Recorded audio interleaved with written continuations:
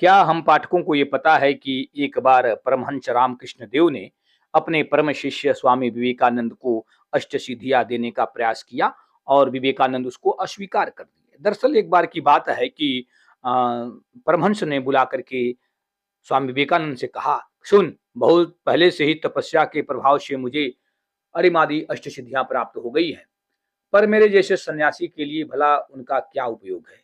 उनका उपयोग करने का मुझे कभी काम ही नहीं पड़ा। अब मेरे मन में आ रहा है कि माँ से पूछकर ये सब सिद्धियां तुझे दे दूं, क्योंकि माँ ने मुझे दिखाया है कि तेरे द्वारा धर्म प्रचार का बहुत सारा कार्य होना है। उसमें तुझे इनका बहुत उपयोग हो सकेगा। इसके संबंध में तेरा क्या कहना है नरेंद्र? नरेंद्र ने पूछा। पर महाराज, ईश्वर प्राप्ति के लिए क्या उनका कुछ उपयोग होगा?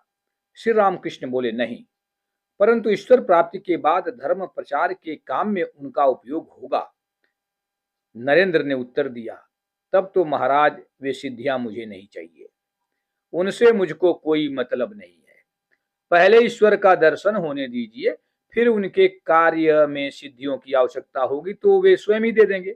अभी से मैं यदि सिद्धियों को ले लूं तो शायद उन्हीं में फंस जाऊं और फिर ईश्वर प्राप्ति की बात एक किनारे ही पड़ी रह जाएगी। यह सुनकर रामकृष्ण परमहंस को बड़ा आनंद हुआ और वे नरेंद्र पर बहुत प्रसन्न हुए। दरअसल स्वामी विवेकानंद को भी वे चाहते थे कि हर बात को वो पूछे, किसी तरह का कोई संशय नहीं होना चाहिए गुरु के प्रति। रामकृष्ण परमहंस कहते थे कि गुरु की हर तरह से जांच होनी चाहिए। उनके कथनी और करनी में किसी तरह का अंतर नहीं होना चाहिए। गुरु को दिन में भी देखिए, रात में भी देखिए, हर तरह से गुरु की परख करिए और जब परख पुष्ट हो जाए तभी आप उन पर विश्वास करिए। स्वयं परमहंस रामकृष्ण देव अपने शिष्यों से भी कहते थे कि तुम्हें जहां कहीं भी दिक्कत हो, जिस भी तरह की तुम्हें दिक्कत हो, वह सब बातें तुम हमारे अंदर जांचो, तरह तरह की हमारी भी परीक्षा लो।